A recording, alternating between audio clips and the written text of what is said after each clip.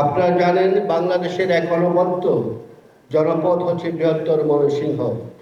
প্রাচীন ঐতিহ্য, সমৃদ্ধ সংস্কৃতি এবং গৌরব ইতিহাসের ধারক এই অঞ্চলটি একসময় বাংলাদেশের সবচেয়ে বৃহৎ জেলা ছিল। ময়মনসিংহ জেলা যেটি 1787 সালে 1 মে প্রতিষ্ঠিত হয়, তার আয়তন এবং জনগণের দিক থেকে প্রায় একটি স্বাধীন দেশের সমতুল্য ছিল। কালের বিবর্তনে প্রশাসনিক পুনর্বিন্যাসের ফলে এই বিশাল ভূখণ্ড ভাগ হয়েছে ময়মনসিংহ, জামালপুর, টাঙ্গাইল, শেরপুর, নেত্রকোনা এবং কিশোরগঞ্জ জেলা নিয়ে বৃহত্তর ময়মনসিংহ অঞ্চলে গঠিত হয়েছে।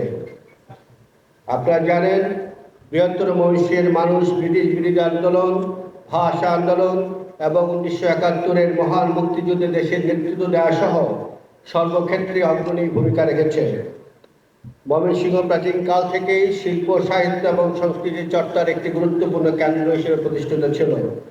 1923 সালে ডক্টর দীনেশচন্দ্র সেন কর্তৃক সংকলিত ময়মনসিংহ গীতিকা নামক লোক সাহিত্যের সংকলনটি প্রাচীন বাংলার গ্রাম্য জীবন, প্রেম ও সামাজিক চিত্রের এক অনবদ্য দলিল।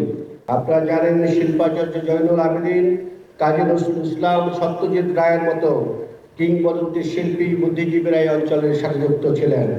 এমন একটি ঐতিহ্যবাহী জনপদের ঢাকাস্থ যুব সমিতির সাথে সম্পৃক্ত থাকা আমাদের সকলের জন্য খুবই গৌরবের।